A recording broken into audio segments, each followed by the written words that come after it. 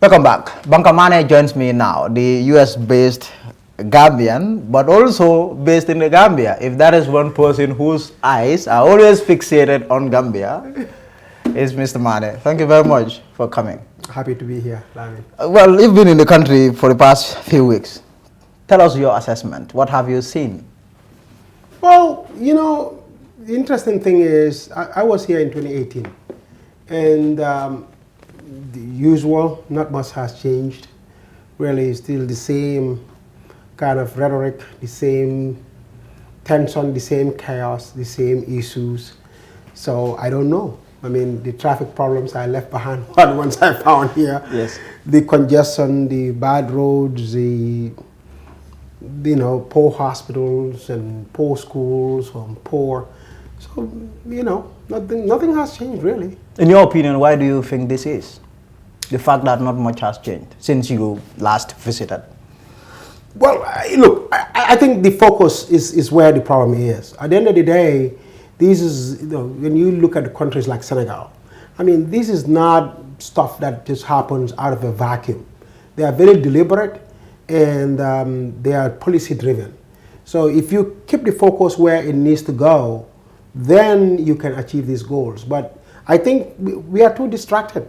I mean, as a nation, we are we are like people studying to take that big exams and they decide they are going to party all day and, have a good time on the beach all day and all that kind of stuff without studying or putting the extra hours to really prepare fully for it. So in the end, I think we've just gotten distracted, and the distraction is the problem for this country. We are totally looking elsewhere. I mean, all the political jamborees, the excitement about politics and the issues surrounding party politics, how parties are going after each other, who draws the biggest crowd.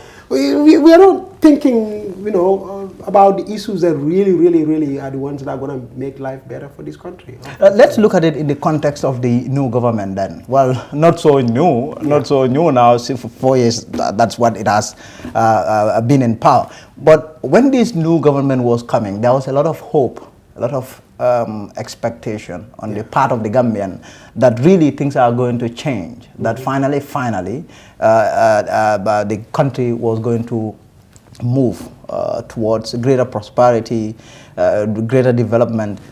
4 years. Yeah. That's what the Barrow government has been in power. In terms of delivering democratic dividends, why do you think this great expectation or hope that the Gambian people had in this government, yet you had this government that pledged, that vowed that things were going to change once it comes to office?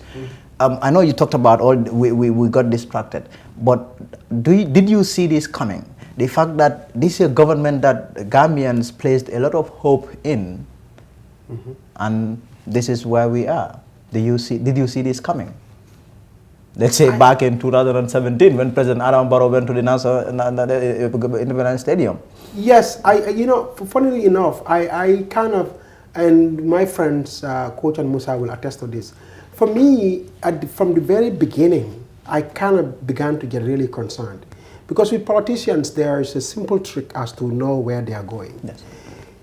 When you ask a politician a question, don't listen to what they are saying, listen to what they are not saying. A lot of times we tend to pay too much attention to sound bites. That's what the politician is saying. Look for what they are not saying. And unfortunately, I didn't hear, and again, what they are not saying, I didn't hear anything that really showed me there was commitment to the fulfillment of the aspirations that were stipulated in the MOU, for instance. Yes. So once I began to notice that the MOU, the one that should have been the guiding document for what we are about to do, is literally, in fact, go back and listen to what they were saying. Oh, it wasn't signed, it wasn't this, it wasn't that. People were trashing it. I mean, literally, that's what they were doing. So for me, when I saw that, I knew right away that we were in big trouble. Because this was a document that was supposed to guide us. This was the document that basically bind us together. It's the one that the Gambian people voted on. It was the mandate that they were given. You ran on this document, and people voted for you based on this document, these promises. So once you start to walk away from those promises or walking them back, that should be a concern to anybody. So really, at that point, I started to say, I think this is going to falter. And when they were starting out, they started as a unit, different political parties, but they came together and managed to topple the former president. But these are different political parties. So some political pundits might say, well, this is expected. But yet, these are people that shared the same problem. They shared the same reality. These are people who had been in the opposition for far too long. And really, it is safe to say that they knew or understood the problems of the country. And they should be able to solve it when they get the opportunity or the chance. Don't you agree? No, I think, look, I think the MOU became a document of convenience because it was the only, you have to have something like that. You have to look like you are better than Jammeh. You have to look like you are going to usher in something new, fresh, and different. So the MOU gave them that cover to present something that's going to sound like that. But as far as the reality is concerned, I think the only thing that bind them actually together wasn't necessarily the MOU. Again, outwardly, that they had to all gravitate towards that and use it as the binding force because that's the only way they could be together. But in reality, I think the only thing truly that really bound them together was the desire to get to see Jammeh gone. So, and when Jammeh was gone, then obviously what brought them together is no more there. So division ensued. So I think really that's the best way for me to explain it. So that was, you know, these all talk about we're going to do this, we're going to do that was just to kind of, it was a smoke screen. It's just to kind of bamboozle the populace. And one of the things that happened, fortunately or unfortunately, has to do with the very deal that mattered the most. The deal of President Barrow doing just 3 years and then step aside. And then we started showing all these signs that this president is saying, no, I am doing 5 years. I'm not doing. But a lot of people pin this to what happened previously. One of the very important stakeholders in Dam was standing and saying, hey, look, anyone who says that he's going to resign 3 years, meet me in court. And then, I mean, we start seeing the president being bold enough to say he's going to do 5 years. Don't you think, in your opinion, do you think that is where everything, all the problems, that is where it began? No, it was part of the problems, but not necessarily where it all started. Look, I believe Barrow had no intention of just doing these 3 years. Again, this whole thing about everything in that MOU, people just were paying it lip service. They had to agree to that. They had to go along with it because they know that's the only way to keep them together, to get the people's buy-in into the change and all that. But truly the commitment to what is in that document, I don't think was ever there. So I don't believe that even when that MOU was the guiding, you know, they had it at the time that they had it, I don't think even at that point Barrow truly wanted to just serve 3 years and leave. He just said to himself, I'm sure he must have said to himself, look, I can't stand here and tell these people I want to go 5 years, or by the way, after the 5 years I want to run. So he was just trying to convince himself that. You got to go along with it and say, okay, I'll do it in 3 years. Once we get in there, hey, you know, it's anybody's game. And I do believe that even Usain Dabo too saw it like that. He was not committed to the MOU. He wasn't. Usain trashed the MOU. Basically, he was saying, this talk about not signed. He was part of the debate. Yeah. So it's not like even Usain or Barrow or any of these guys, and not only them, really, to be fair to them, OJ wasn't committed to the MOU. No. My Fati wasn't committed to the MOU. So this was about all the of vice them. president. Yeah, so Ture wasn't coming. No, this was a convenient thing. They just sat down together and said, look, Halifa Andre brought this thing. Let's go along with it. This is the only way we can keep us together, get us going, get the population also to buy into what we are about to do and get the votes. Let's just say yes, okay. And once it, like I said, what bind them, truly bind them together, which is the removal of Jammeh out of power. When that was gone, they found no reason to continue to be together anymore. And that's why they started firing, literally firing each other. Yes. So Really this was a marriage that never was, a union that never was. correct. It really was. And I think they should just be honest enough to admit that fact. It's okay. If you want to admit that, look, Jammeh's removal was an overriding factor. It was so, look, we all yielded to stuff that we probably wouldn't have done or agreed to if it wasn't for the desire to remove Jammeh out of power. Because to be honest, and to be fair to them, our struggle got to a point where the removal of Jammeh was the singular most important agenda for everybody. We didn't care who. And nothing else mattered. No, this and nothing. The opposition leaders and the parties need to admit this. I mean, there is nothing wrong with saying, you know what, guys. Yes, to be honest, this was the deal. That was because no we were. Oh yeah, post Jammeh. You could bring us a dog, and we'll have it there. You could bring us anything, and you could bring the change in any form. It could have been led by anybody. You could package the change in any form. We just wanted Jammeh gone at that point. And I remember interviewing a woman. She was very tired when the coalition went on a campaign and Barrow was coming back to Banjul. There is this old woman. She was really tired. There was a pavement that she spread her, just a piece of cloth, and was laying there. And then I stood over her and then asked her, why are you supporting the coalition? You went with the coalition on tour, and she said yes. I said, why the coalition? She said, well, I just want Jammeh out. So that points to what basically you are saying there.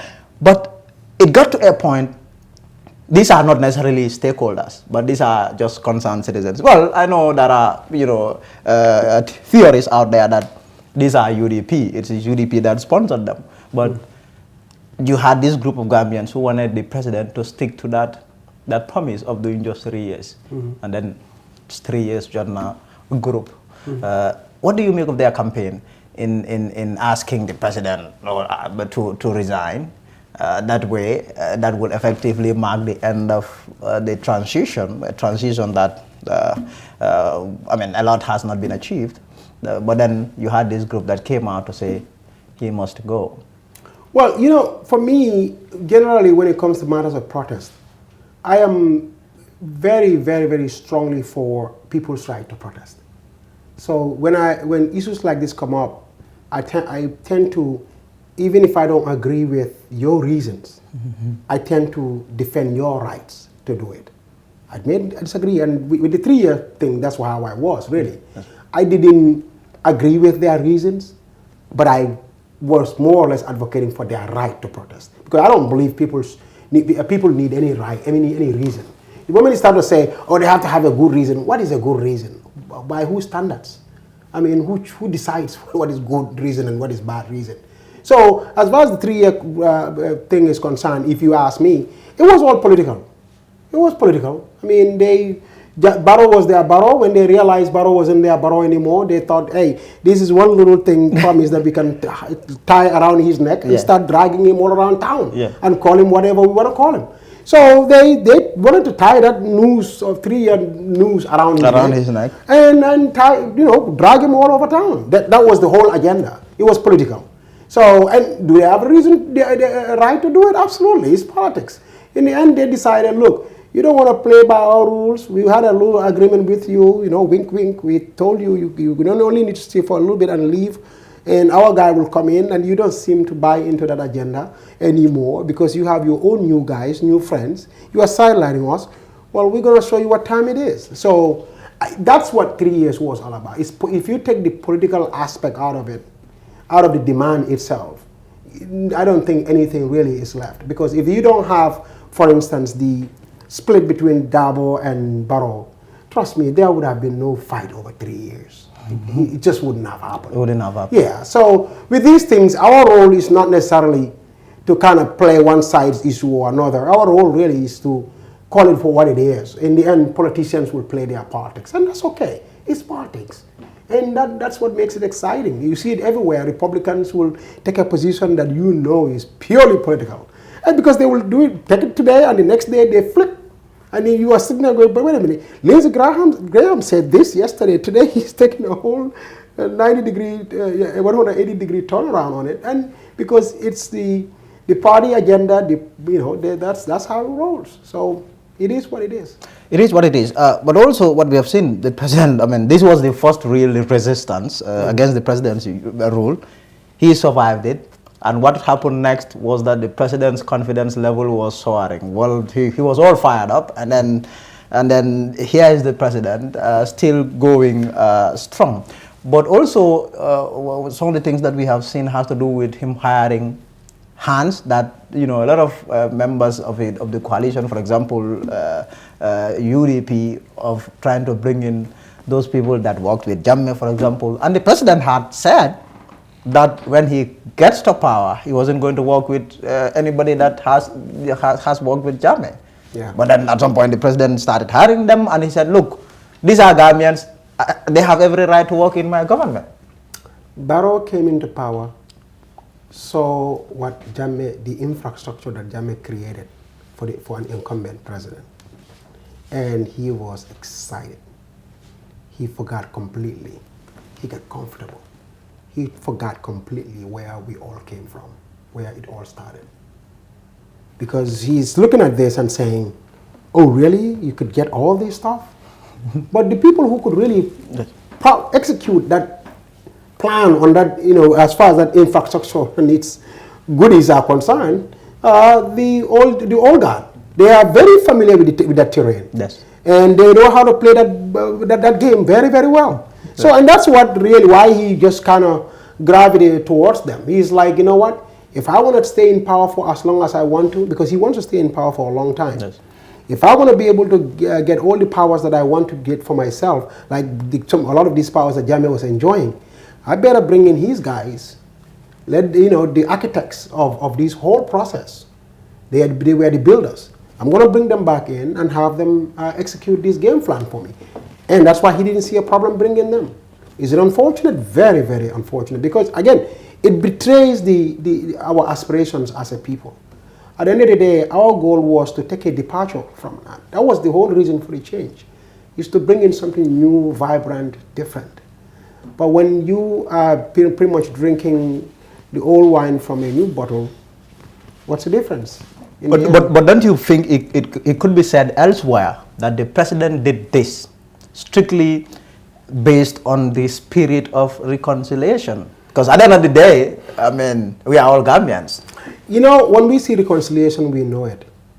This is not, don't look like reconciliation. No, it's not. When you see reconciliation, you know it. You know this one is really for a reconciliation. It wasn't. The reason why I'm saying that is, with reconciliation, you don't alienate one side and bring in another side. That's not reconciliation, which is what literally has happened. In reconciliation, you bring all sides together and try to build a coalition and say, hey, guys, we're all in this together. We either swim together, how do you call it, swim together or sink together, whatever, however you call it. Yes. At the end of the day, you are bringing in all sides and making sure you are the unifying force behind all of them, regardless of whether you like this one or not. But essentially what we have seen is some were sidelined, some were not. I mean, all allies too. I mean, this is not, we are pushed aside to bring in these new guys. And it didn't have to be. If everybody was in on the same boat, in other words, you bring that grand coalition of everybody, old and the new, and bring all of us together, and without alienating this group or that person, then that's reconciliation. Because you know we are trying to unite. But when it's the other way around, which is what we have seen, while this group is being brought in, this other side is being kicked out. So it's more, I don't know, I don't think you can call that reconciliation, Lamin. But for example, at least when it comes to, for example, UDP, when the president was sacking the members from his government, what the president advanced is that these people, he found them guilty of undermining his government. You know, personally, I have a personal thing about this whole, especially cabinet positions, a president firing people that he doesn't believe are loyal. I think the president has the prerogative to do that, and the president should be able to do that. In fact, I would advise the president, if you don't trust somebody in your cabinet, fire them. You know why? Because at the end of the day, your agenda and whatever you are putting, if everything gets messed up, they blame you, the president. Because so work will stop at you, of course. Yes. So you want people around you and in your immediate cabinet, at least, that you can trust, that are loyal to the cause, that are going to be fully participating in the process, in the agenda. Now, if you feel there are people in there that are sabotaging that, or you just don't trust, you don't think you can work with them, I think the president should be able to get rid of those people from the cabinet. Now, I'm not saying in the wider government going around and firing people in departments, and that is what I personally have a problem with. Because that is not, the government machinery is not a political position. Yeah. Cabinet is a political position. You are bringing in people to further literally your political agenda. Yes. You know, because that mandate that you run on and your policies, they are more politics than anything else. So in the end, you should be able to have leverage in that regard. Government presidents will come and go, but government stays. So you don't meddle with that. You don't go in there to departments kicking and bringing people in just because you want full loyalty from them. That's not totally unfair. It's wrong. So that's personally what I have a problem with. So I always make a distinction between the two.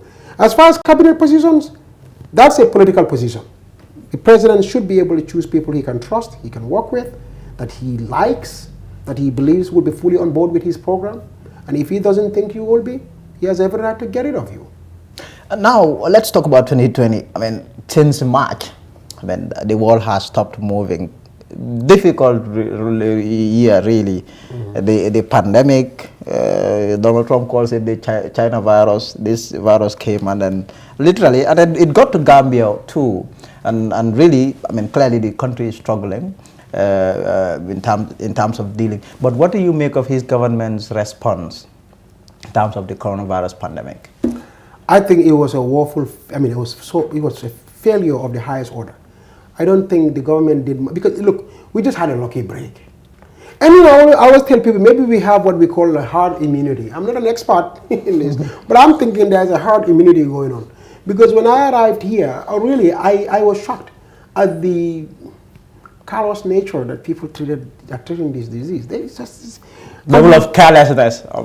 I got to a point where even myself, I felt it was pointless wearing a mask because nobody's wearing it. Nobody is. And masks are only effective when everybody's wearing it. But if you are the only person in the whole 100, 200, 2,000 people in a room wearing a mask, experts will tell you that's pointless. Yes. So in the end, we all had to get on the program. But, you know, taking the COVID-19 as seriously as they needed to, when, I mean, that didn't happen. Political campaigns were going on. You know, they are gathering people in big tents. The president is doing big stuff and bringing in all these people. So it's almost like they just have forgotten that there is something called COVID. And in the meantime, let me tell you something. People are dying like flies in this country, even as we speak. And nobody tends to explain what is really killing them. I don't know. I'm not an expert again. I don't want to sit here and speculate and say, oh, it's COVID or it's this. I'm just saying there seems to be a trend that everybody is acknowledging at least and saying, oh, you don't candidate. People are dying. Yes, of course, clearly. Yeah. What is causing it? I don't know. It could be something else. But all I'm saying is there is something called COVID, and it's wreaking havoc in the world. And governments are shutting down their airports. They are shutting down their, basically lockdown everywhere. Because this thing is serious and it's dangerous and it's killing people. Now, why it's not kind of, we're not seeing the kind of, I would say, scenario that we were predicting that we could possibly have here if we didn't take it seriously, like mass people dying en masse and all that. I don't know why that's not happening. So that's why I'm thinking maybe there is some herd immunity going on too. Because, I mean, there is no, and I tell people, there's no COVID. And I'm not also even sure that they are testing people nowadays, because all the time there are reports. I receive them like almost every day, but when I receive a report, I only see one case registered. So I tend to really wonder, is testing even happening in this country? I think let's just stop pretending. Let's just stop pretending and say, you know what, we are not going to put any resources into this thing anymore. We're just going to move on. And let life come back to normal, maybe, I guess, then. Because what we have right now, we're just fully kidding ourselves. And the president has, you know, brought himself flags by going on. Well, I mean, he says it's his constitutional right to do so, but he's touring the country, crisscrossing every nook and cranny of the country. Yeah. Today he has hit the road again in Fonyi, Buyam. And you see the pictures. Really, it's worrying. These are super spreaders, what you call super spreaders in the US. Yeah, yeah. I see them and I cringe. And believe it or not, the naming ceremonies are in full swing. The birthdays are in full swing. The parties, the clubs. The weddings are in full swing. Yes. Full swing. The clubs. I mean, it's as if though there is nothing going on as far as this issue is concerned. So. I don't know, Lamin. I don't know. And it takes leadership. You see, that's where I blame the president, because with these things, unfortunately, we've seen that in America, where Donald Trump, being the president, when he started to undermine the experts and sound judgment,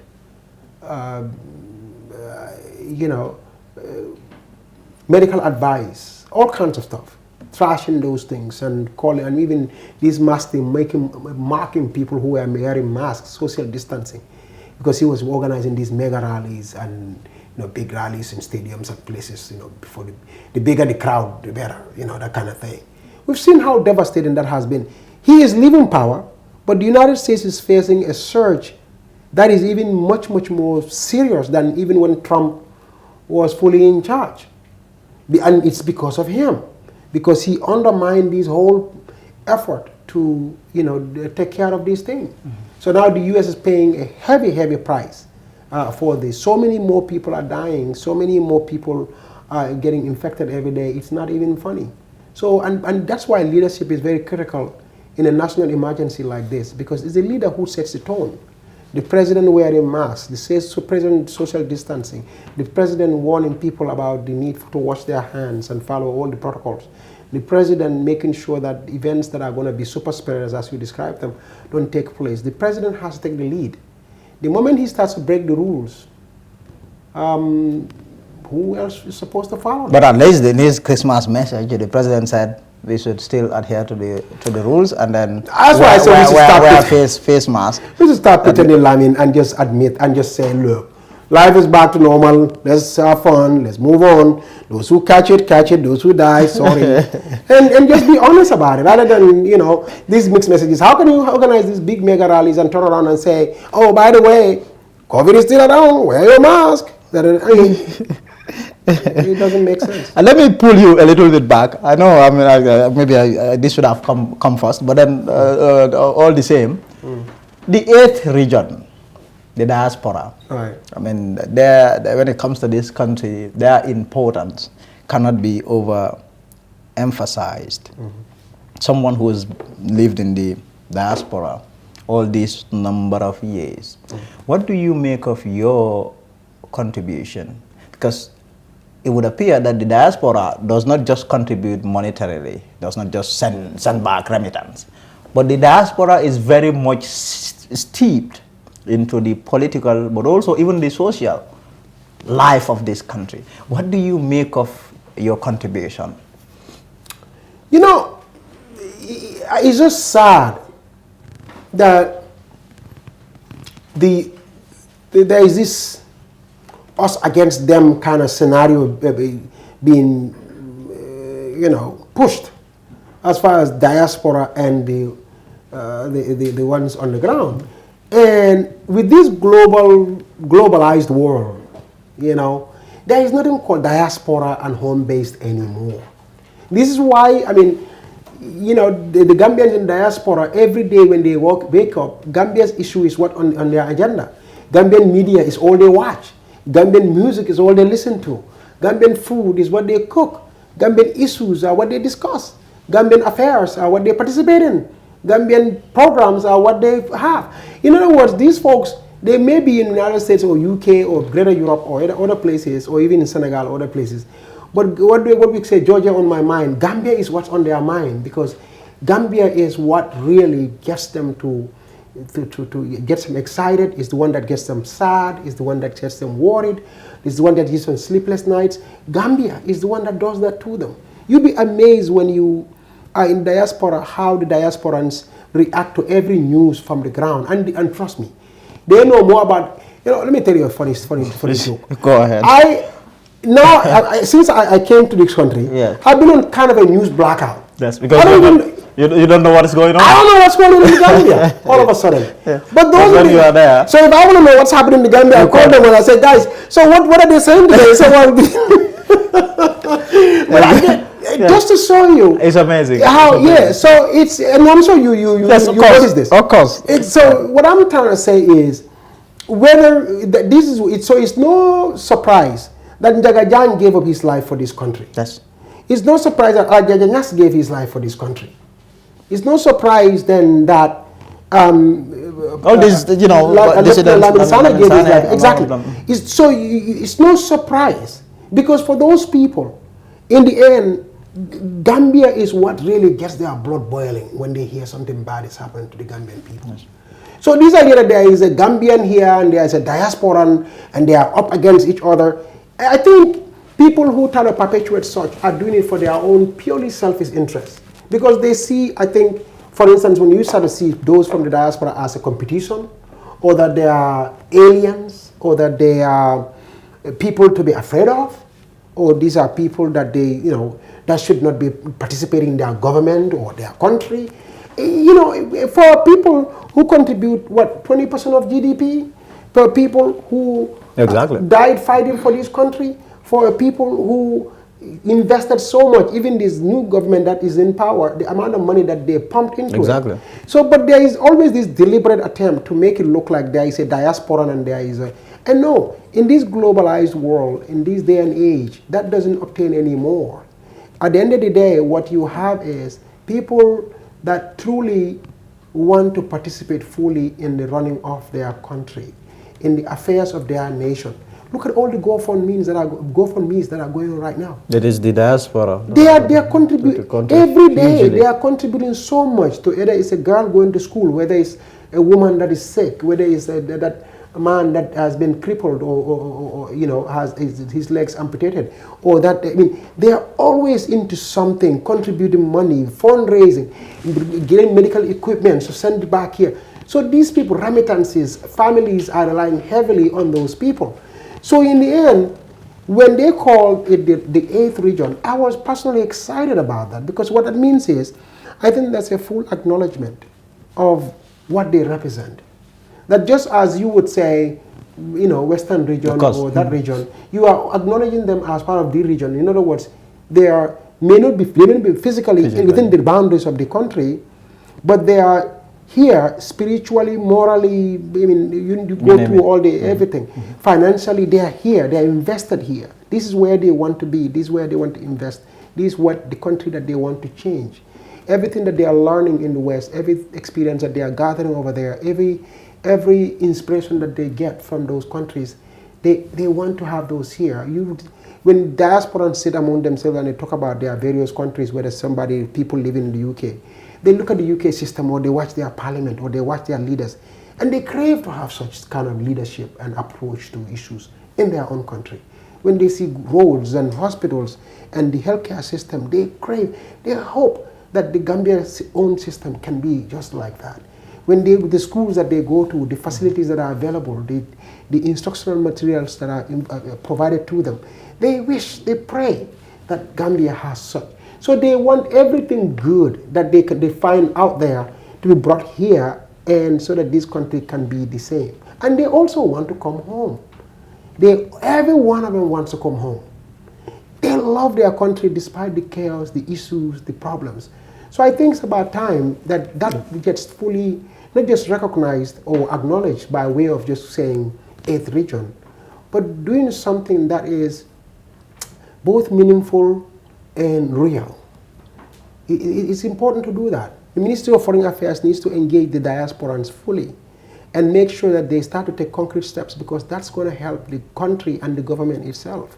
These people, their contribution is immense. But when you start to see them as troublemakers, because diasporans are vocal. Now, the secret to that is, all you got to do is give them a listening ear and start to incorporate some of their ideas. In other words, work in partnership with them. That noise is going to die down. They are yelling because nobody is listening. They are screaming because they don't feel they are heard. And that problem right there, not being heard or listened to, and or even being ignored in many instances, is what tends to increase the volume of these yelling and the screaming and the social media tension. The hype, all of it's that. A sign of, I would say, you know, the government's sort of refusal to engage them. It's a sign of frustration. Yeah. And every now and then also you see some diaspora Gambians wanting to contribute, wanting to be heard, giving their opinion and suggestions. And some would even go take the trouble of coming back home, and when they come, they get branded as people that are looking for a job. Yeah. Have you heard of that? I have heard all kinds of stuff, and I keep telling them, look guys, I'm not here looking for a job. Thank God I have a job that is not even in government. I appreciate it, but thank you. Yes. But no, look, I think that unfortunately that kind of attitude is what I was referring to, because there's this us against them kind of thing, and it shouldn't be. If a diaspora wants a job, wants to work for his government, that is absolutely nothing wrong with that. That's to be encouraged. Yes, yes, absolutely. That's to be encouraged, because that means somebody who wants to go and contribute to his country. Encourage people to want to work for their government. Absolutely. Yeah. Absolutely. But this idea that, oh, if they criticize because they don't have a job, that's why they're criticizing. That is so twisted. It's not even funny, because the people that sometimes you can say that about Banka Manneh, oh, he's criticized because he wants a job. Yes. Because I'm the least educated guy over there.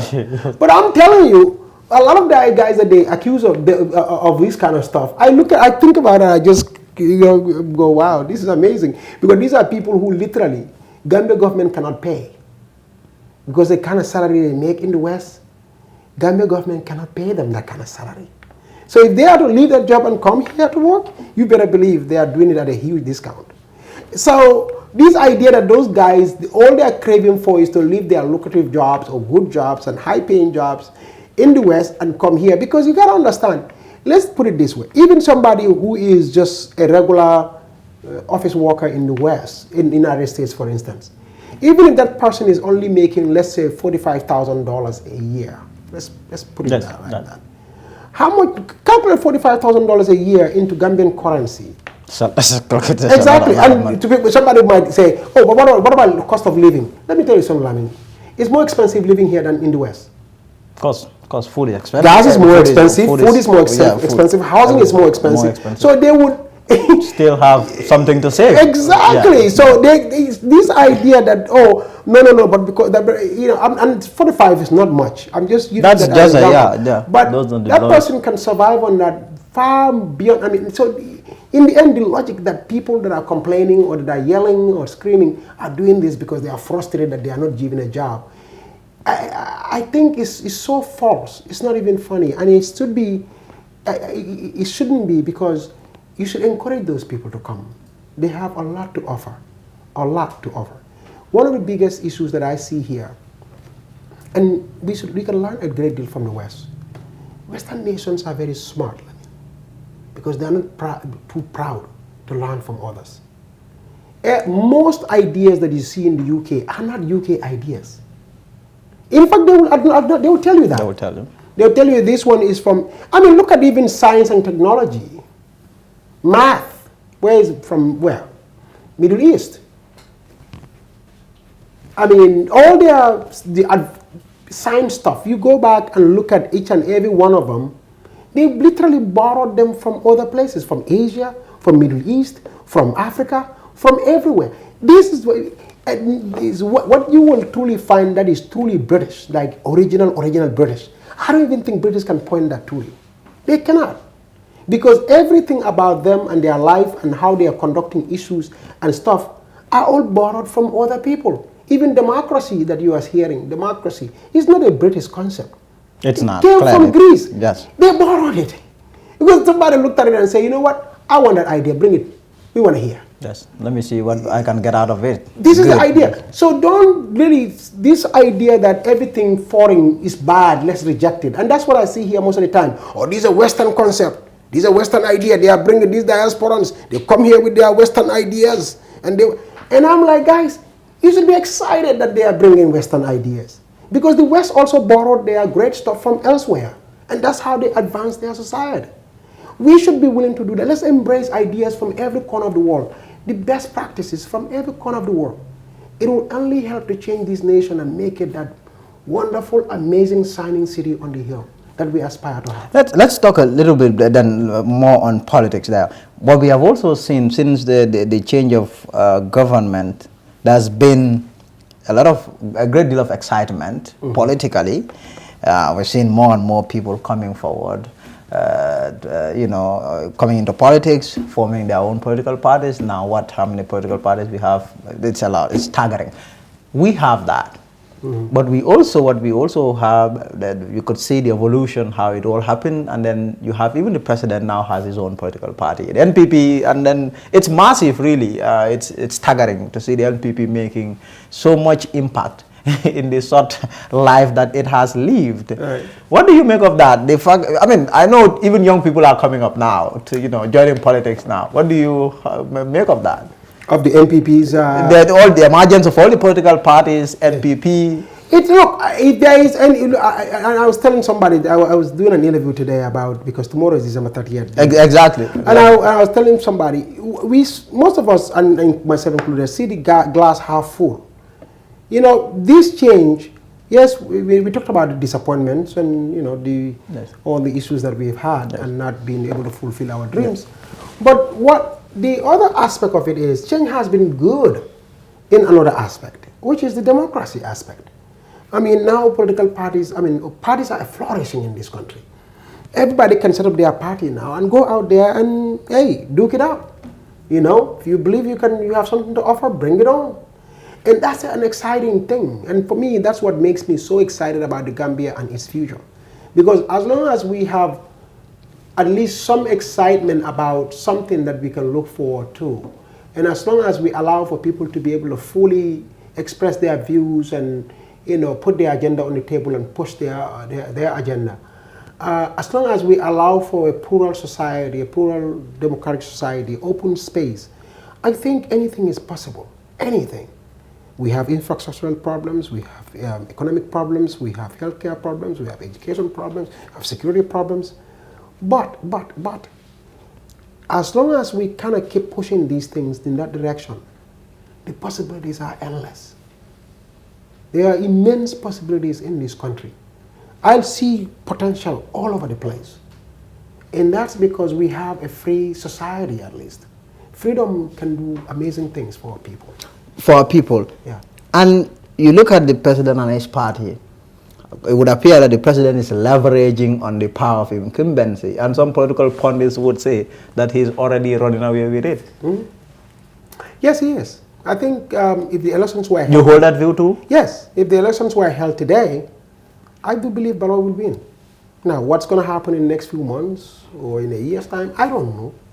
But as far as things stand right now, I think that he's enjoying all the advantages of incumbency, and in addition to that,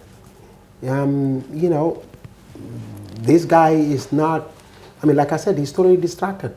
For Barrow now, it's all about winning, and he's campaigning big time for that. He has all the resources, he has all the connections, all the infrastructure, and If you go to the camp like UDP, they would simply dismiss this. No, UDP. I speak to them and they say, no, that's not true. And I have been having this conversation with UDP members a lot, both in private and in public. Look, if UDP just needs to acknowledge the reality of the situation, because if there is a party here that can really take on Barrow and win, it's UDP.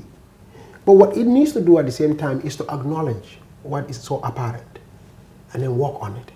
Because it's, when you accept reality for what it is and say, okay, this is the reality, then you can really come up with a game plan that's going to counter that reality and deal with it. But when you're in denial, that's a different ball game, because you are in denial. And that's a problem there, because if you look at one of the parties clearly that is struggling, some people would say NPP is slaughtering them politically, it's GDC. But it would appear that GDC, whenever you ask their people, what they tell you is not, no, it's not okay. These people are leaving while others are coming in. Well, I can understand why GDC is doing that, and I don't blame them.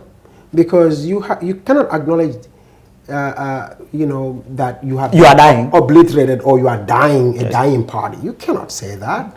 I mean, what you can do is to say, yes, we got debt, but we are bringing manage more the people. narrative. Exactly, manage the narrative in a certain way. I think on the what I meant on the other hand, though, is when it comes to UDP, I'm not even saying UDP should go out there and say to all the world, oh yeah, but I won, so we have lost. You don't do that, publicly at least. But I hope that privately, they are sitting there with the view to accepting the fact that the way things are, the road to victory is becoming clearer and clearer on Barrow's part. And the more it does it in Barrow's part, the more it kind of fades on their side. So, because with these things, you have to sit there and look at it and say, okay, what's the road to victory? How is this party going to win? So tell me something sensible. Tell me, okay, this is a support base here, they have a support base here, here's a population here, this is this member here, and then kind of put all those numbers together and give me something realistic I can look at and say, okay, that's a path to victory. But when it's looking more and more like this one here, his path to victory is becoming more and much clearer. You can see it. That, well, this region, that region, this place, that place, and how about here? Yes. And then you add all that together and you can see that, whoa, it's going to be hard to beat. That's the reality. So Barrow is becoming harder and harder and harder to beat. So what these parties need to do is acknowledge that. And when I say acknowledge that, then what it does is, you can at least say, you know what, maybe we need a coalition really bad. Because Barrow has built himself a coalition and that has given him a huge edge. Yes. There's a coalition in town. I mean, even before it's NPP is what? NRP, PPP, GPDP.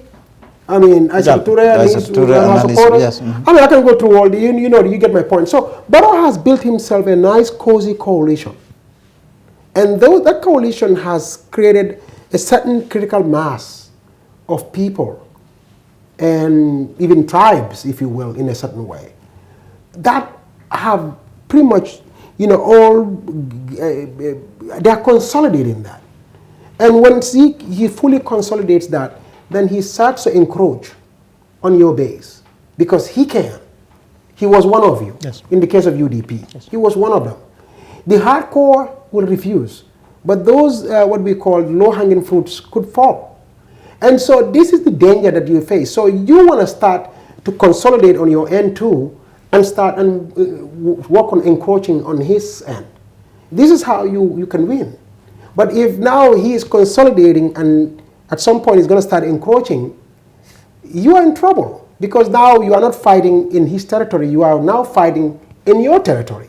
The ball is in your court. Yes. I mean, so the likelihood of him scoring is higher than you scoring because he is on the offensive and you are played in your he is on the offensive and you are on the defensive. Yes. Yeah. So who's likely to win in that case? If you are on the defensive, unless there is what we call a break, some kind of a lucky break, and then boom, the ball gets kicked up, like a Hail Mary, as we say in America, and then you pull it off. But you want to rely on a luck like that? No, you want to do something. You don't want to risk that. You don't want to. You don't want to because. What do you make of what at least some political pundits would call the kingmakers, APRC, a party that is trying to dust itself off after the 2016 humbling? Some political pundits recently jointly authored a piece and they call them the kingmakers. What do you make of their role? There is no dismissing them clearly. Let me put it this way. Yeah, APRC can be kingmakers, that kind of thing. But I think that kingmaker role is being overblown. It's not necessarily, I don't think it's necessarily the case. The reason why I'm saying that is APRC has a very loyal base. A very, very, very loyal base. Base that will go and answer anywhere, anytime they are called. But unfortunately, that loyal base is what they get left with. That hardcore. All the ones that are just soft supporters are all gone. They are elsewhere. Most of them have gone to NPP. Yes, most of them have gone to smaller parties here and there. So the hardcore is all they have left. What I call the APRC code inside internal nationalists. Yes. People who by hook or crook they are gonna go anywhere. For them, they live and die for Jammeh and their supreme leader. hardcore whatever, exactly. So those are the ones that are still there, and they are a nice chunk, but I don't think they are enough to really, if Barrow was going to win, that they can tilt the election in a different direction. Or if, say, if UDP gets them, that will help a lot, boost their numbers. But in the end, I mean, it doesn't necessarily also mean that just by them virtually joining with UDP, then that all of a sudden changes its dynamics. No. I think all these other parties that are still being counted out, like DOI, for instance, you know, because you see, what has happened to DOI over time during the course of this is that a lot of people really see it as a party of integrity, that people that they can trust, and da. So there is a group that is the silent number of people that will go vote for DOI. Is it much difference? Is it going to make much difference for DOI? In other words, make them become competitive? I don't think so, unless they do other things. But if, for instance, UDP, DOI, you know, GD, whatever is left of GDC, yes, and these other parties all come together, yes, that would be a game changer. Because now you will have a coalition being built on, yes, this other side, yes, that truly has a chance to counter Barrow's coalition. Yes. So in either way, the UDP has to go out there and seek to build a coalition of sorts.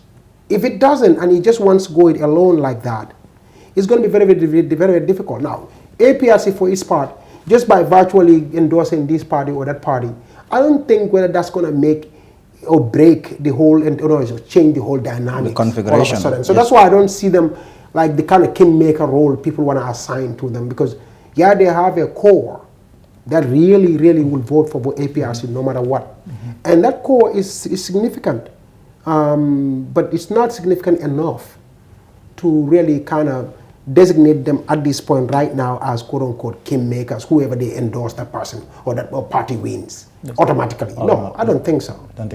Samanga, I would be lacking in care if you don't talk about the reforms. I mean, this government clearly, what it did also is rolled out all these beautiful reforms. The TRRC, security reform, the TRRC, transitional justice, if you like, new constitution. Let's start with the last one. The new constitution project. The Barrow government promised that a new constitution would be built that will effectively usher in this show called Third Republic. But what we have seen is that it got to one of the most critical stages and it fumbled. I mean, the fingers of blame got pointed. What's your assessment in terms of the entire project?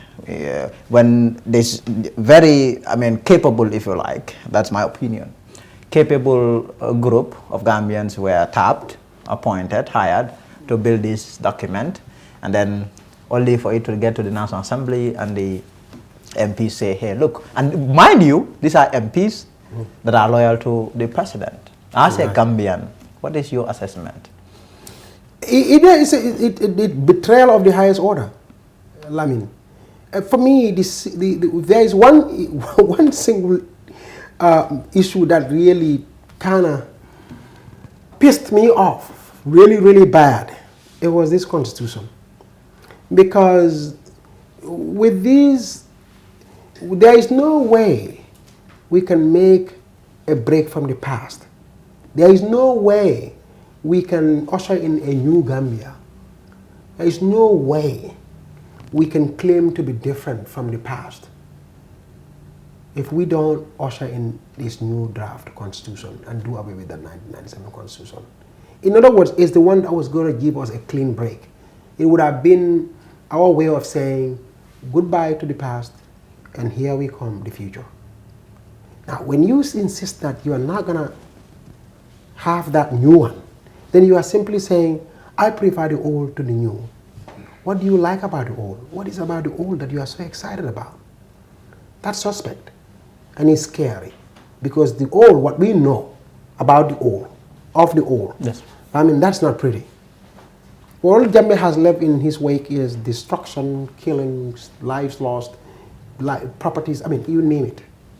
We want to be able to look at that and say, you know what, now we have a new law new system. Because you see, when it comes to laws, society sits down and says, what are our values?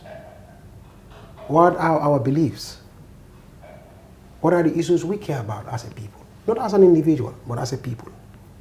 Then they codify these things into laws. That's what laws are, especially the Constitution. They codify what are our aspirations, what kind of country or society do we want to build. These are the issues that drive a law. This is what they put into, and in other words, they write a law to address those things, that is to have those things, to make the society look exactly like that. That's what laws are. So, what is it about this new constitution that we hate so much, and that the values in this new one that we hate so much, and the values in the old that we like so much? So, and because the failure of the constitution has nothing to do with anything, it's the executive.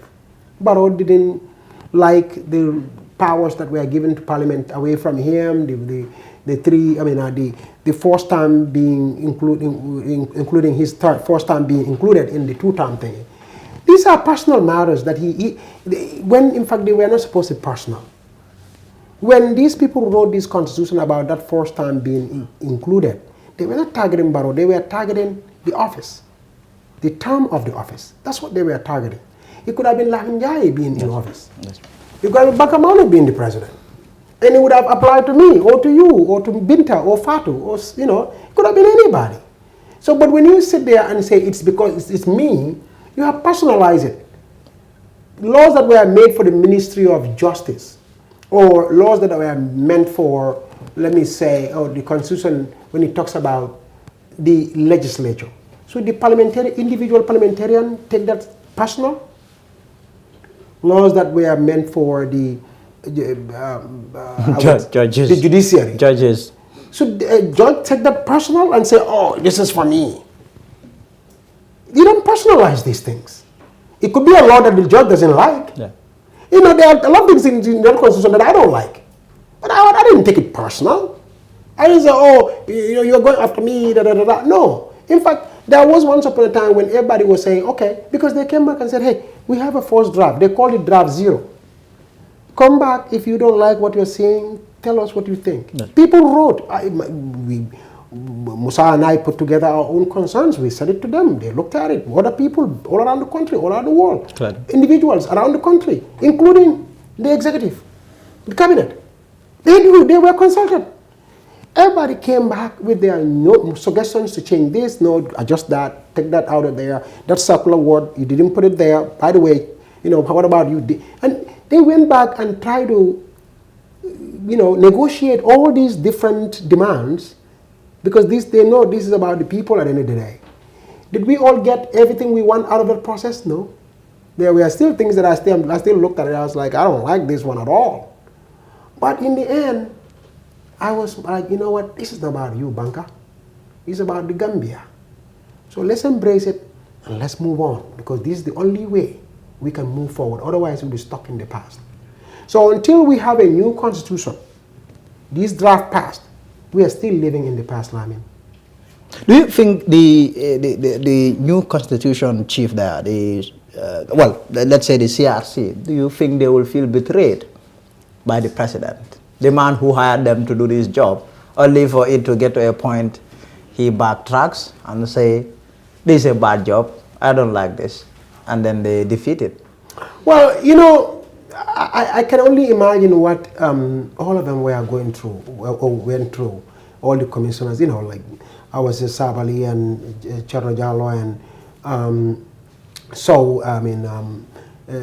he always says I don't pronounce his name right. Gayso. And all the others, Job and all of them. I can go through all the names here. What I'm saying is, in the end, these are professionals.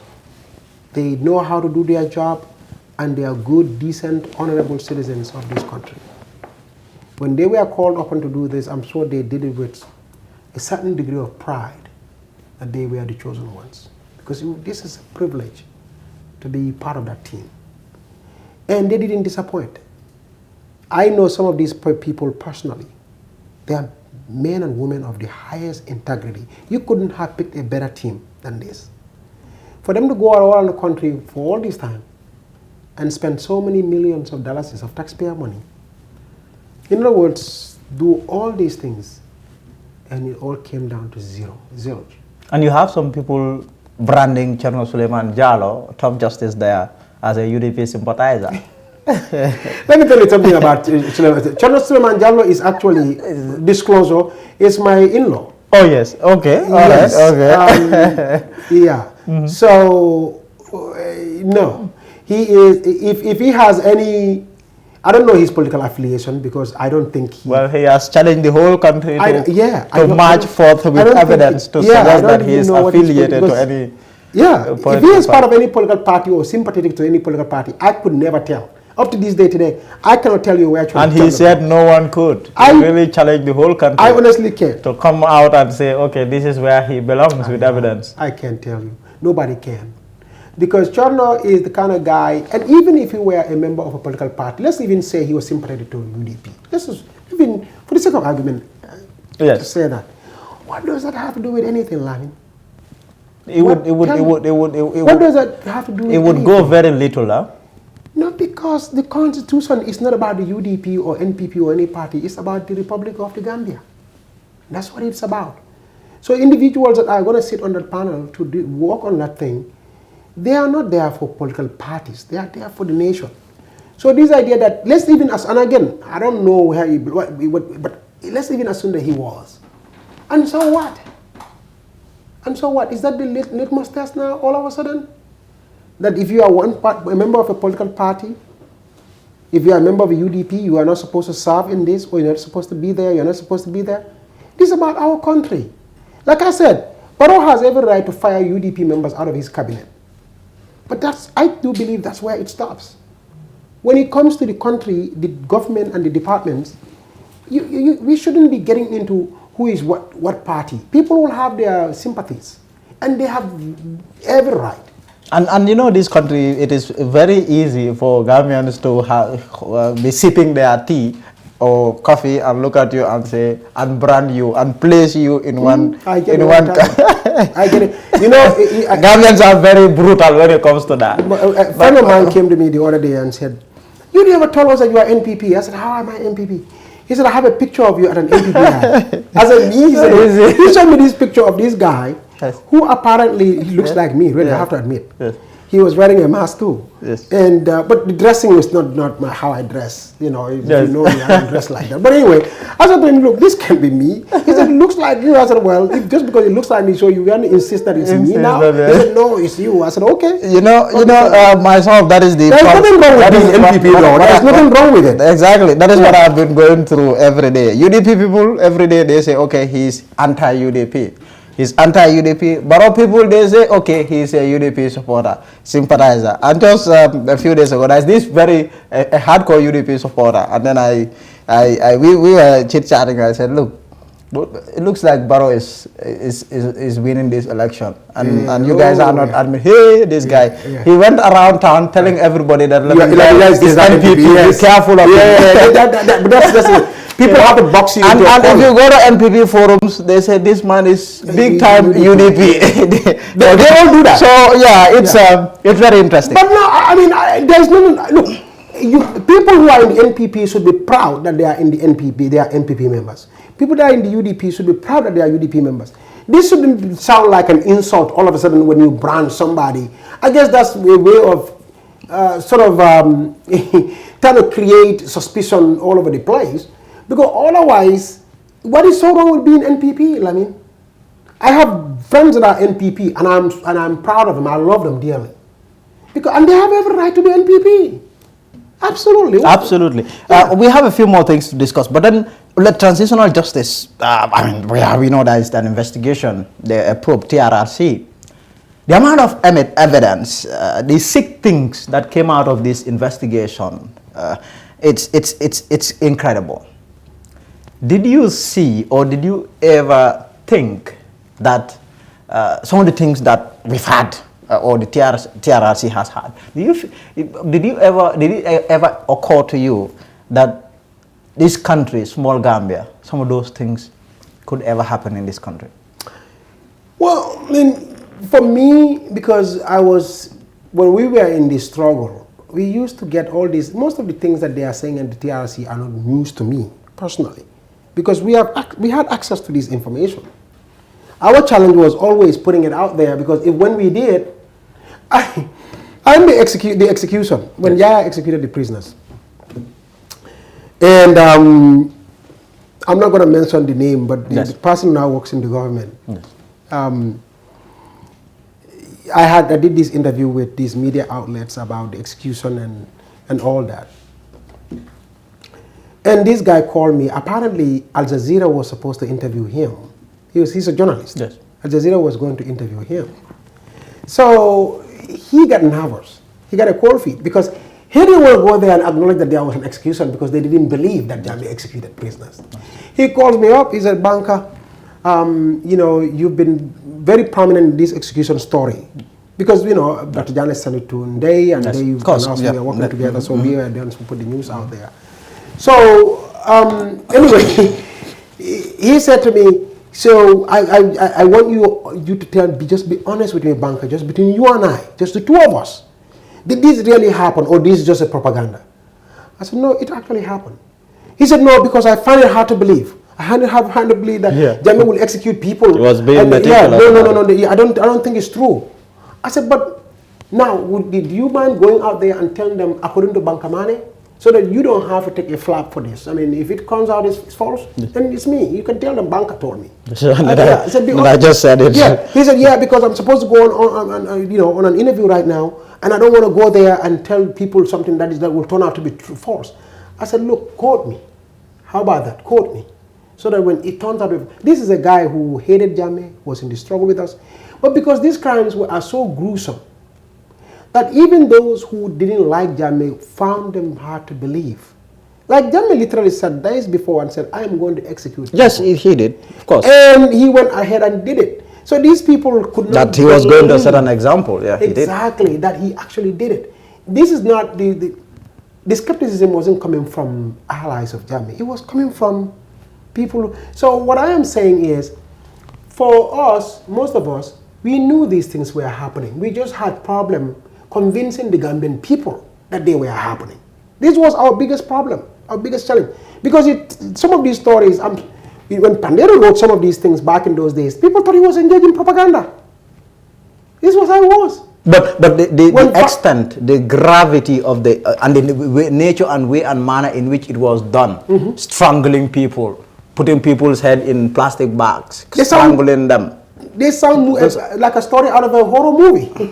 Yeah, and people found it hard to believe that in the Gambia too, that inside the Gambia that this will happen in our country. They just could never believe it.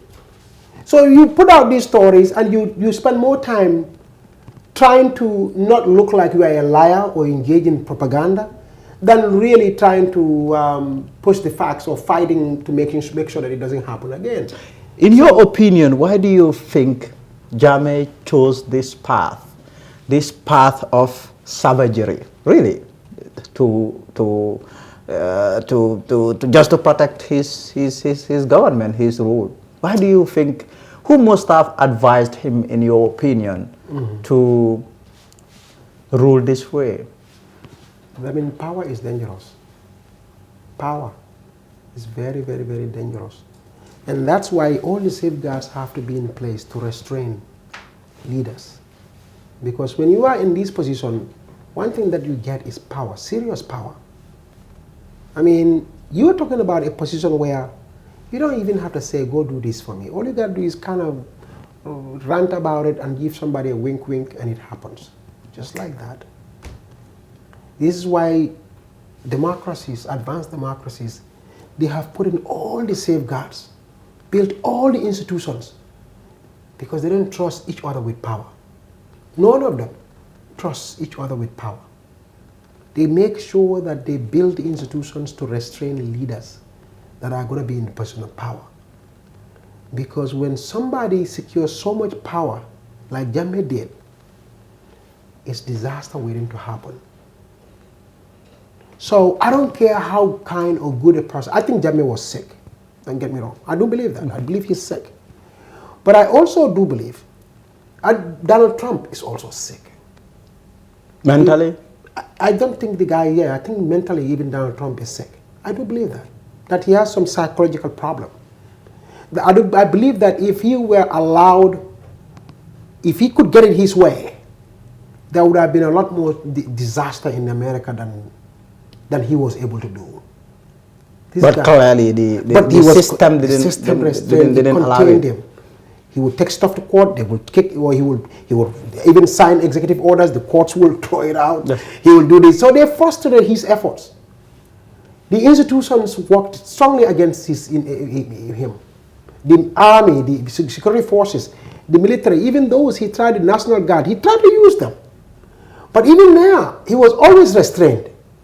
So those restraints are what contained him. Because power is dangerous. It can make people start to have, even the good guys can really start to do crazy stuff, let alone a crazy guy. So in the end, this was all about Gambians allowing so much power to be concentrated in Jammeh's hands. And even when he started to consolidate that power, Gambians did not see it as an assault on the collective, they saw it as an assault on the other. And when it comes to country, there is no other, there is us. So we need to get away from this mindset that, oh, hey, Lamin Njie, the moment you start to say Lamin Njie, yes, you are basically excluding yourself completely from that situation, and you're making it about them. And when they get done with them, they will come to you because you are interlinked. When you share this space, your fate, whether you chose it or not, it's literally you're hooked to the hip. You don't have a choice anymore. Because we don't choose our countries, we don't choose our relatives. We don't. Do we wish we could? I'm sorry. Some may not want to be born in the Gambia. But what I'm saying is, in the end, when fate decides these things, you embrace it. Don't run away from it. The moment you keep saying it's them. That's what Jammeh did. When he started going after the journalist, it is the journalist. Oh, can journalist on Levenyola? Nani journalist on Mantanyola? Nani Gambian call Levenyola? Contain him there. Because he started with the journalist. Yes, of course. What the 1%? He used to call us and the less than 1%. Exactly. Yes. But because he wanted to contain information. He was really ready to do all the bad things. And he said, look, if we really want to do, if a thief really wants to break into a home, what does he need to do first if there is an alarm system in the home? You have to break the alarm system. You have to you better get your hammer and go slam the alarm system first, get it to quiet, everything to be quiet, and the sensor lights, turn all of them off, create darkness, then you make your move. That alarm system and the sensor lights, Jammeh went in and destroyed all of them, and people were saying, oh, it's just the alarm system he's destroying, it's just the sensor. They are the problem. These sensors too, they make a lot of, every time you walk in, they will come on, the light will come on, and even these alarms, they are, the alarm, you didn't get any, the noise, it's too much. They need to quiet down. It's good, Jammeh is shutting down the no wonder we were made enemy number one. Exactly. So when that alarm system went off, yes, the sensor lights went off, darkness set in, and Jammeh said, aha, now I'll become the boogeyman. Now we have, already during that time, when he was turning those lights off, turning off the alarm system, you had people who were going into the bush, city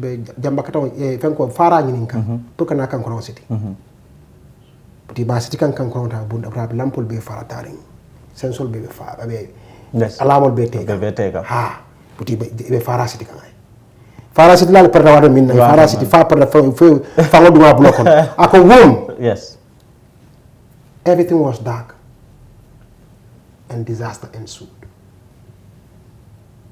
This is what we need to be afraid of. With all the efforts that are underway now, do you ever think that Jammeh would one day be brought to justice? Yes, I believe that. I do believe one day he will be brought to justice. How, when, where? That's an open matter of yes, debate. Yes. Also, one thing, maybe that would be our final piece of discussion, has to do with, well, I mean, this was one of the efforts really that formed part of the struggle to end Jammeh's rule. Back in December 30th, 2015, a group of Gambians, of course you were part of it, tried to dislodge his government. Well, although it misfired, some got killed, and then it was really an unfortunate incident, really.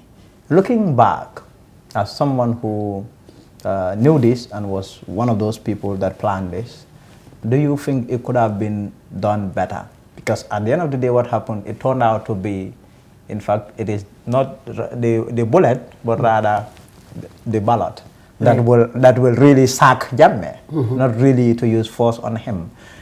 Looking back in retrospect, do you think it could have been done differently? Look, hindsight is always 20/20. You know, everything that you do, everything that happens, especially, and you know, John F. Kennedy was one who said, success has 1,000 parents and failure is an orphan. Interestingly, what tends to happen with these things is when they go wrong, is when you realize things, how wrong things could have gone, not at the front end.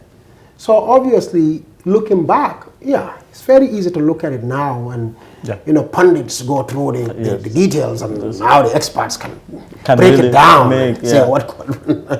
But you know, doing so would be a Monday morning quarterbacking, I think. You know, in the end, what I think where the emphasis should be and where we need to focus on is the bravery and the patriotism that was exhibited on that day. It was on full display. Because when you talk about Gambian citizens, these are not foreigners. These are born citizens of this country. Decide to end the abuse of their people, the rape of their women, the killing of their parents and friends and family members. That is a very, very, very noble cause. A very, very, very, that's of the highest order. So in the end, this was what, at the end of the day, it was all about. As to whether it was right or wrong, people are trying to have a big debate about that, but this is not even a matter of debate. I think ECOMIC did put that debate to an end when ECOMIC came in with guns and decided to get rid of Jammeh. So it looked like this whole idea was a more of a visionary idea from the get-go. Because what everybody, I would say what we saw back in 2014 was what ECOWAS came to see in 2016. Yes. So in other words, 4 years later, somebody looked at this and, 2 years later, somebody looked at it and said, I think maybe this military option is the right choice. Yes. And they went for it. Because they know that without the military force, there was no way Jammeh would have been gone. He would still have been president of this country. So in the end... So this is a mixture of ballot and military and force. Ballot was just a part of a process. Yes. The ballot did it, the guns came in and put everything to bed. Exactly. That's what happened. So that literally vindicated 2014. It did. Because if you want to tell me, oh, it wasn't right to pick up arms against Jammeh, so ECOMIC also it wasn't right for them to pick up arms against Jammeh, we can't have this both ways now. No, clearly we cannot. Exactly. Picking a gun against the government is picking a gun against the government. Yeah. However it's done, it's picking a gun. It's just the personalities that are different, but it's the same method.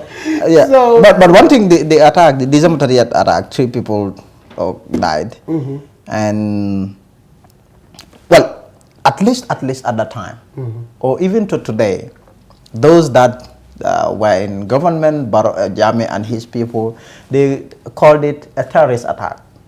A terrorist attack, that is all throughout, that is how they've described it. And to today, one of those that participated in the attack and survived, Papa Fall, now wants to run for president next year. Wherever he speaks, some of these people call him a terrorist. Look at a terrorist trying to rule our country. Well, let me tell you something. How do you go about offsetting that, shrugging that off? Mandela was a terrorist.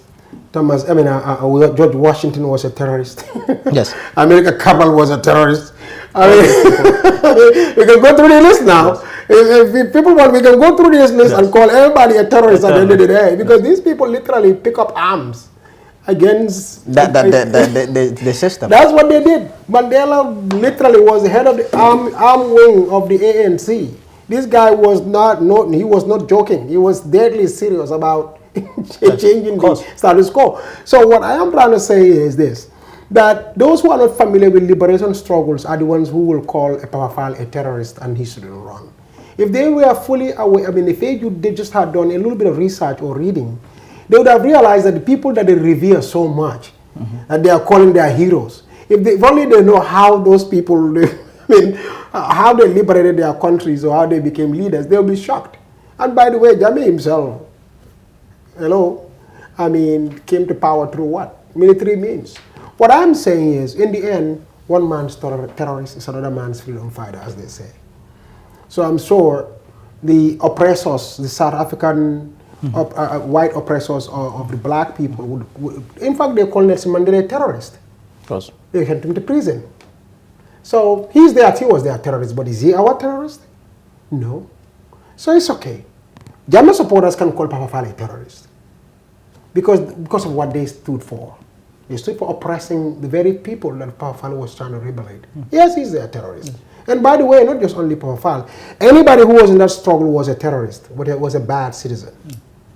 That's fine. I think that's a medal that Papa can wear with pride and stand tall, knowing that history is rock solidly on his side. When Gambia's story is told in 1,000 years, when books are read and lessons are rolled out, what column are they going to put Papa Fale and what column are they going to put their guy, Yaya Jammeh? That's still an open question because history does have a funny way of telling its story. But I believe at this point, if this rate continues, Papa is rock solidly on the side of the good books. Let me put it that way. And now, tomorrow will mark the 5th or the 6th anniversary of the December 30th, 2014 attack.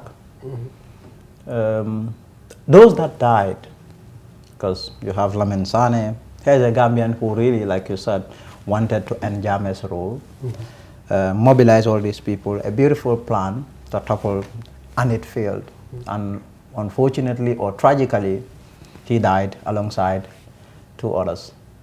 How do you, in your opinion, how do you think these people should be remembered as we go about?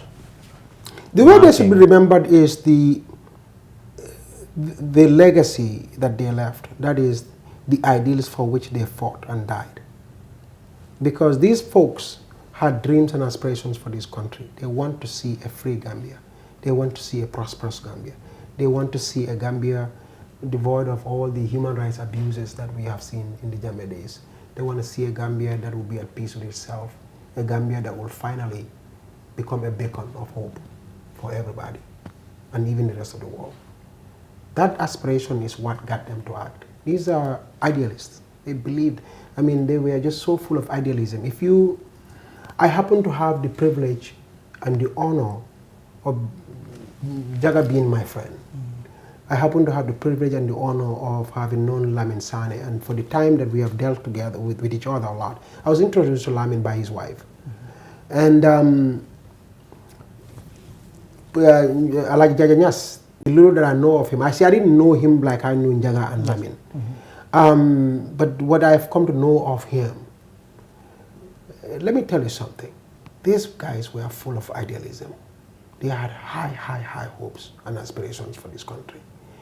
So that, as long as we keep that legacy alive, make sure that we drift this country, no matter what direction we go, that we are always tilted towards that direction of hope, of progress, of a country that is free, a country that is, despite our shortcomings, always striving to do good, to do better, to get to that promised land. Then I think they will be in their graves smiling and dancing possibly with excitement, because that's what they fought for, nothing else. Nothing else. It's very, it's interesting or sad that sometimes when enemies, like you said, Jame guys or whatever, want to kind of water the whole effort down and make it sound like, oh, these are just coup paste and da da da da da. For these people, the word coup was never mentioned by any of these guys. It was not even in their vocabulary, the word coup. Because for them, they were not staging a coup. It was some liberation mission. Liberation is what they were staging. Literally. And those are the words. Liberation. Not coup. Liberation. So for them, this wasn't about, oh, we are going there to say a coup and then have our own government and then, we do that. No. At the end of the day, this was about our people are getting killed, they are getting slaughtered, they are getting raped, they are getting destroyed, they are getting abused. We need to bring an end to it. That's what it was supposed to happen.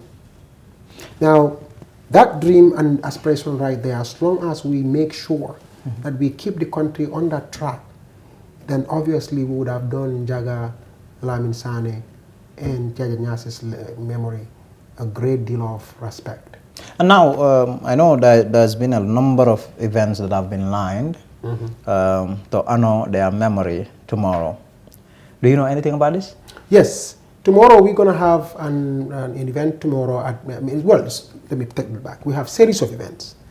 Tomorrow we're going to have a panel discussion, which is going to also be on FAT Network, and all the networks will share it too, and on For the People, by the People page. That's going to be a panel discussion about these folks and the events itself and stuff like that. So we'll have different people on that sharing stage. And also there will be a press release tomorrow that's going to come out. And there will be a Quranic recitation at the Kanifi Mosque on Friday morning. At the mosque, Imam Babali's mosque. Yes. The Quranic recitation there. And also a graveyard visit after that later on. So that's for Friday. On Thursday, the documentary will also come out. That's going to be aired on all the networks and at the time of their choosing, obviously. Yes. So, but tomorrow, December 30th itself, will be this panel discussion at 5 o'clock. And another program which will be airing, that one will be airing on Diasporium and all these other pages. But that's at 8 o'clock, Gambia time. This other one here, the panel discussion is going to be at 5 p.m. For the People, by the People, and the other networks, FAT Network, and all the others. So, Banka, before we go, you just mentioned For the People, by the People. I have to ask you that. That is one, platform that is increasingly becoming more and more popular. You are one of the hosts. These very rich hosts of Banka. You have Musa Jeng, my energetic a friend, and then you have Coach. How did you? They come up with this idea of setting up this platform? No, actually, For the People, by the People has been on for about 5 years now. Yes. I started the For the People, by the People program on FAT Network. Yes. And it used to be a Wednesday program. Yes. And it was, it was still popular. People, started to, because the discussion was meant to be something different. It was supposed to elevate the conversation. Not the yelling and the name calling and the insults and that, was so pervasive all over the networks. So this was meant to be a more relaxed, very thoughtful conversation about the country we wanted. That was the whole idea. But at that time, the struggle was in full steam. It was meant for people really discussing the serious issues. What kind of country do we want? And how do we get there? What do we do? And so that whole conversation, because you have a lot of people who started to really, really like that, because for them, there was no noise, no yelling, no insults, no nothing. It was just a relaxed conversation about the issues. And it just grew and grew. Now, when I went to prison after December 30th, Coach and Musa took it over to host the show, yes, so that they can keep it on. Yes. Yeah, so that it doesn't it doesn't die. Yes. So they were at it. So even during the election, it was the go-to place apparently. Yes. So after the whole change, and I came out, then all three of us now are on the platform. But because The reason why I think it works so well for us is because we are not, people may not realize, well, maybe by now I'm sure they do. We are very good friends. We are very close. Even offline, we are always debating, we're fighting over issues and all these things. Yes. I mean, because we are very, very, very close. We are a very close-knit group. Yes. And during the struggle, we were in the same organizations, running the same things. Issues. So we are all, if Musa talks about an incident or an event, I know exactly what event he's talking about. Of course, because I was there. Coach knows exactly which event because he has the facts. He has the facts. So we tend to be like that. We complement each other. And because we are three different personalities too. Yes. Totally different personalities. In our philosophy, yes. If you look at us, I am more very, how would you call it? I'm more of a very liberal kind of guy. Yes, yes. Musa tends to like to be, likes to present himself as a conservative. As a conservative. Okay. Yes. And Coach is the libertarian. He's that socialist kind of guy. Yes, yes. So we tend to really, so if you ask us a question about this one issue, you made here three different answers. Of and opinions. Coming from three different points of view, depending on our philosophy. Yes. Even when Mr. Williams the other day, you could see that we were debating about whether emphasis should be on institutions or the personality. Or the personality. So even offline, we had that debate all the time. So we spent a lot of time on the phone with each other. We spent, when I'm in US, yes. Atlanta, Musa and I literally, we are business partners, yes. We are friends. Yes. We spend a lot of time literally, physically together. So we are going at it. If you say something, I don't agree with it, I'll flat out tell him, look, that's nonsense, and yes. We go at it. Coach, the same thing. Coach, is he too in Atlanta? No, he lives in DC. Because we've all been so close over the years. Yes. Yes. We are a very close-knit group. Our organization was called Save the Gambia Democracy Project. Yes. Yes. So nowadays, that was set up and all this, Save the Gambia was very prominent in those processes. Yes. It was an idea that came from Dr. Ablai Sen. So, but anyway, we've been very, very, very close over the years, grew very, very close over the years. So we tend to kind of go at it all the time on political issues and I think people, one of the reasons why the show also grew, people love it so much is because there's a certain chemistry that they see among us. That nothing is off limits. We can go at it. We can discuss the issues and you guys has also proven to be very good journalists. You ask some very good questions. Your very last show with the one you had, Dabo, was it you? You asked a very important question, very good question about the issue of consistency. Yeah. Where you have Barrow sacking people that he thinks they are not, and then you have UDP. If you go to UDP, that is exactly what happens. Right. They have also fired, and really Dabo struggled. I know you will come after me, but Dabo struggled with that question. No, but because that's one of the reasons why a lot of these other politicians run away. I have to give Dabo credit. Yes. He doesn't run away from us. Even though every time he comes, we do pin him down like that. Yes, you try to pin him down. Yes, I give him credit because with us, when you come, we're not there to cuddle you or to kind of give you softball questions or play the game. No. Because look, I don't hate Barrow. I love Barrow as a brother. Adama Barrow, President Barrow. I love him as a brother. He's my brother. But politically on the issues, I totally disagree with him. And I should be able to look him in the eye and say, Barrow, I don't agree with what you're saying.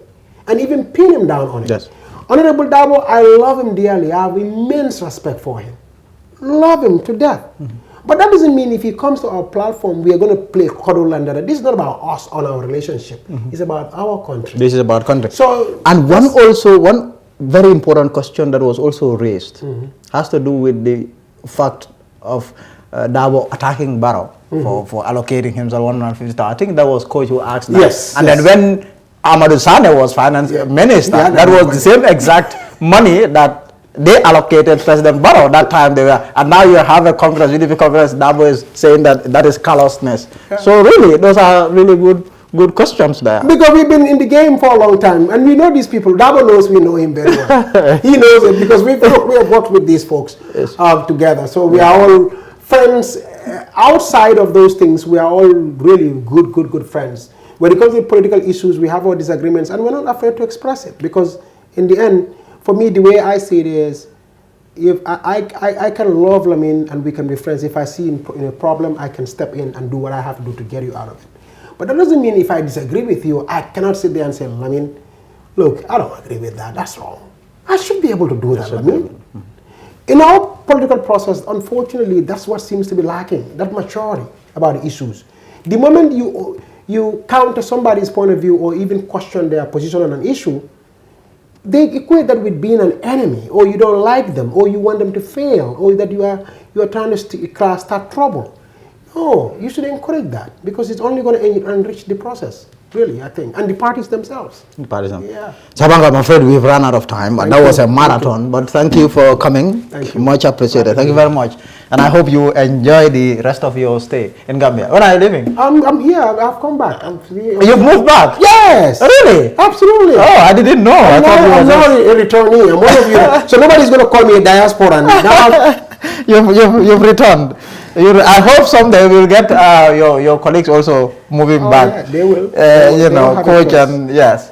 Thank you very much for coming once again. We have a story as businessman Abubakar Jawara gave the women of Sanyang $100,000 recently. This was a story that was supposed to air a few days ago. It could not. Father Kamara tells us more about that. Businessman Abubakar Jawara on Tuesday traveled back to Sanyang to deliver on a 100,000 pledge to the women of the village.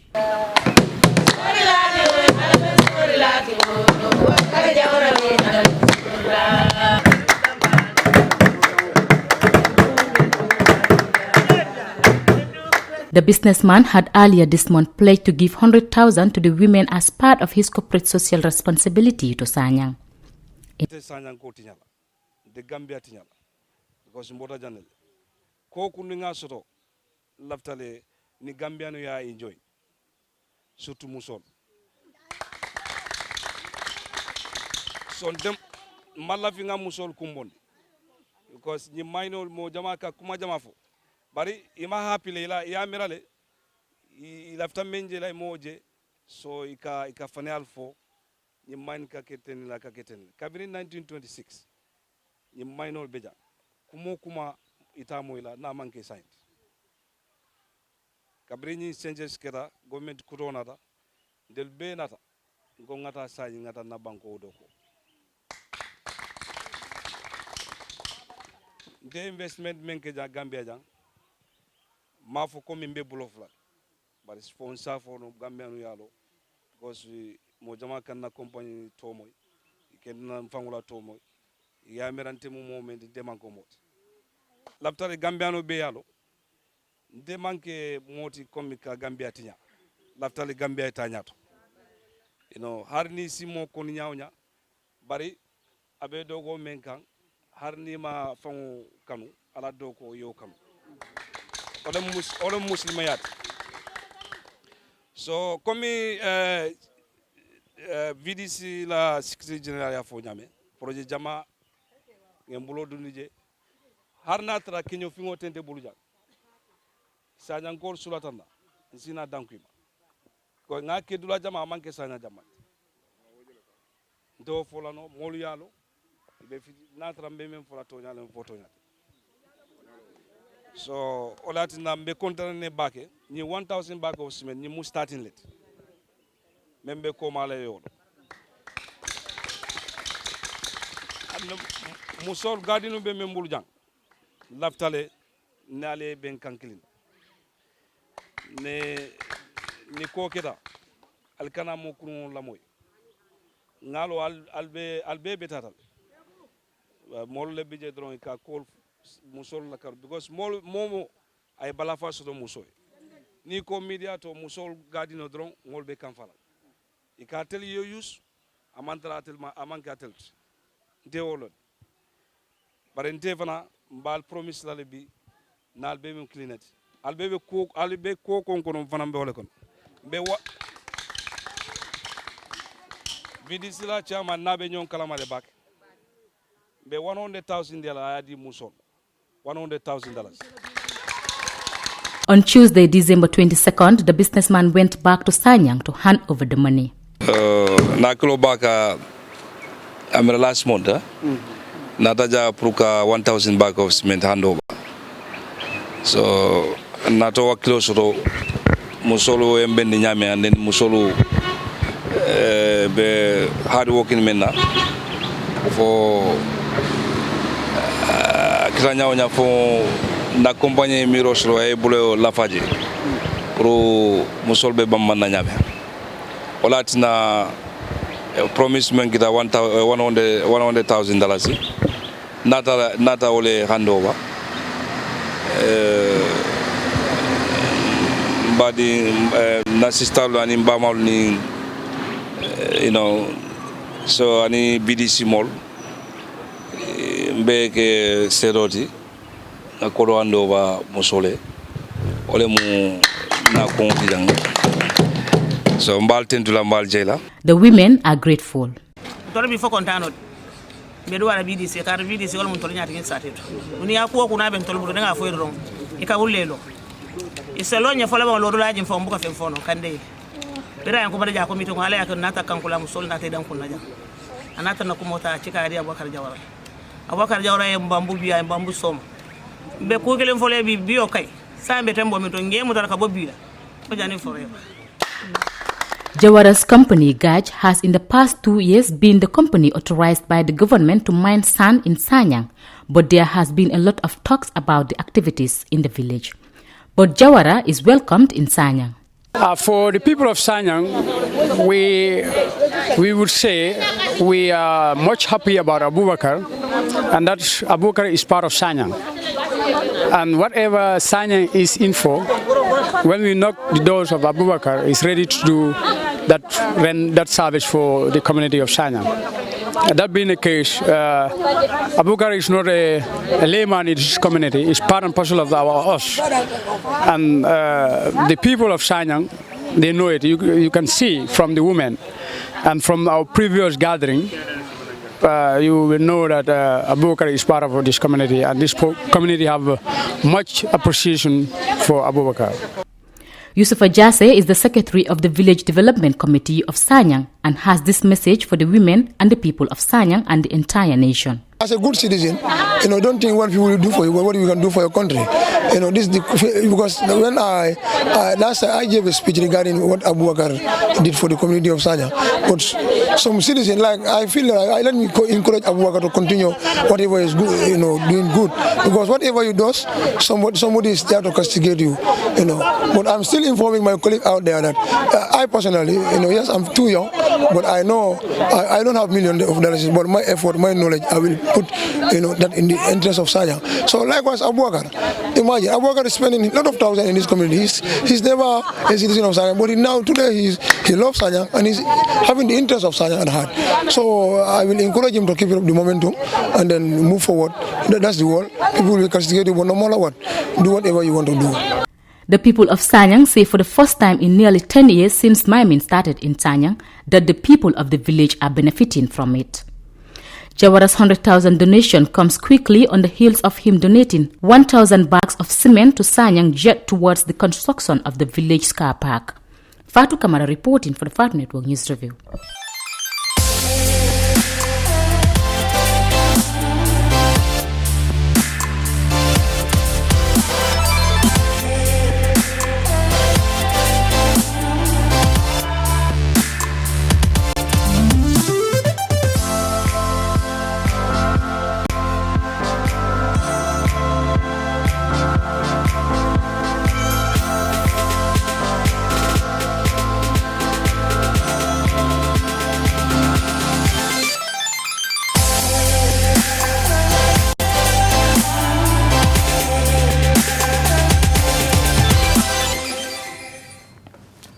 Very well, that takes us to